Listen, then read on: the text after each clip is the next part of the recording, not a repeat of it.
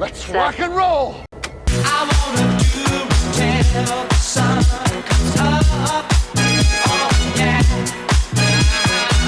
I wanna do till I can't get enough. Yeah, yeah. I wanna put on Well, howdy do, peasantry and worker underclass. It is I, Captain Slappy, your local taxi driver, I guess you would say. Might sound like a weird video, but it's a small world after all. If you want to look at it like that. It's been a long time ago, but I talked to a couple of people about John. John was a studio guy for I think Tower Records, but he moved around. He worked with Hank, Waylon, George Jones, etc.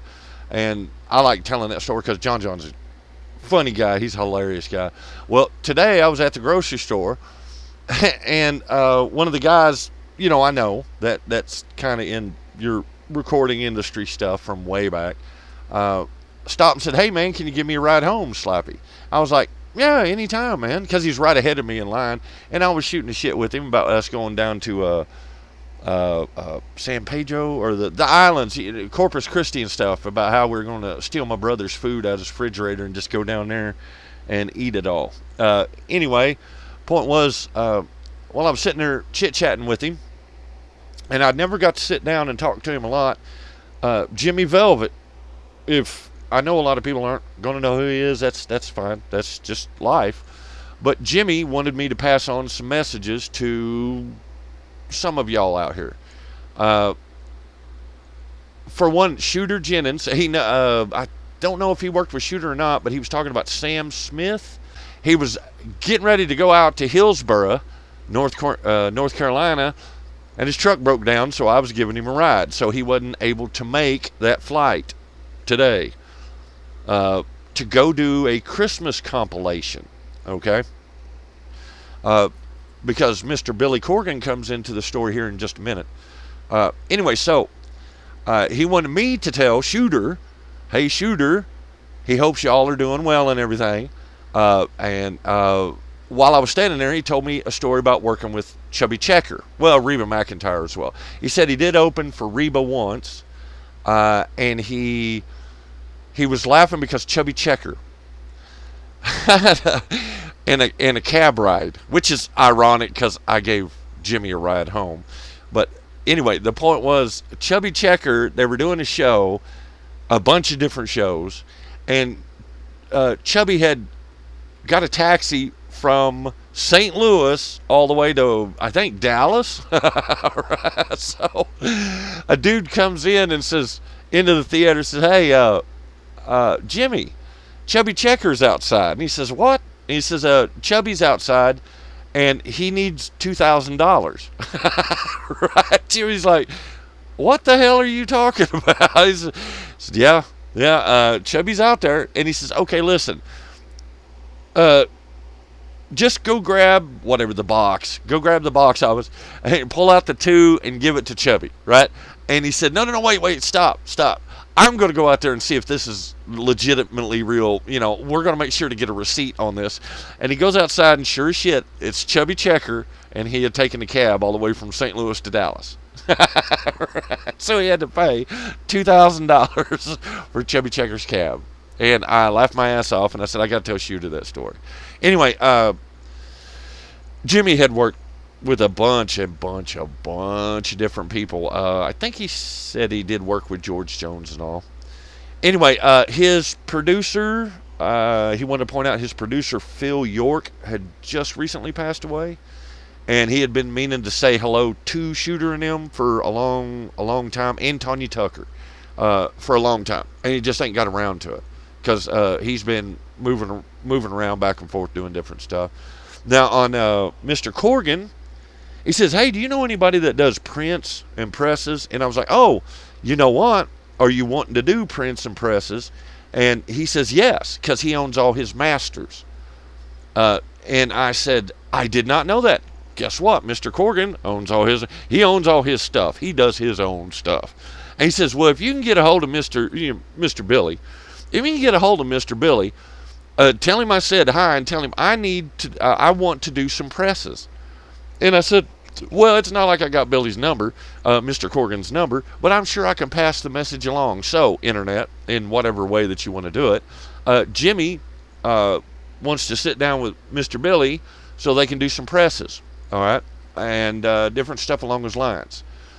He was also explaining to me on BMI how the other countries don't have it, so he's not getting royalties at all whatsoever on the compilations that they punch out overseas, which I did not know. Things I'm learning. Okay, kids, I'm not a music industry guy, but John has taught me some stuff, especially on the studio recording stuff, where he moved around and did the backgrounds for lots of different people, but Jimmy did say he almost, what was it? He almost got nominated, or he got nominated, but he almost won on one of his albums. I don't remember which one he said it was.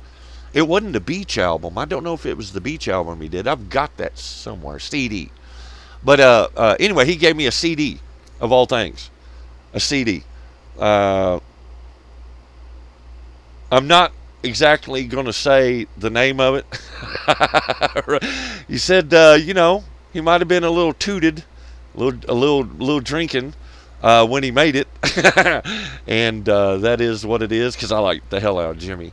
Jimmy's always funny, but we're working out a signal system, so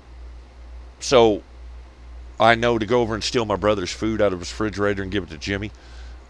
So Jimmy won't have to pay for road food. Right. Anyway, so Jimmy says hi. Mr. Velvit says hi to just about everyone, but especially Shooter, because he knew Waylon, and to Mr. Corgan, because he wants to do some other work and stuff, and I said I would make sure to pass that along, and I'm sure the internet will take care of it and everything. And the only reason I wanted to do the video is because of all things today, of all weird things. Here I am at the grocery store getting burritos, frozen burritos, and a pack of cigarettes, and there's Jimmy. I was like, hey, Jimmy, ain't seen you in a while. You know what I mean? Oh, yeah. Can you give me a ride home? Yes, obviously, Jimmy, I can give you a ride home. That ain't no big deal. So, anyway, he apologizes that he ain't going to make the Hillsbury deal, but it's also for a Christmas compilation, and he said when he can get to it, he can get to it. That's just the way it works. So, there you go, kids. It's a super small world after all, and always just keep your eye out, on something odd that pops up, of all people, because I just happened to be standing there at the 5-minute window that Jimmy was standing there. And he told me a Chubby Checker story. All right, I am not going to complain. All right, I am absolutely okay with it. He did talk about an Elvis impersonator he knew, Johnny someone, and how it's very possible that Johnny got shook down by the mob and he left Las Vegas. I ain't gonna say yes, no, whatever. I'm just saying. Okay, so there you go, kids. Pass those messages along if you want. And it's one of those weird days, weird happenings.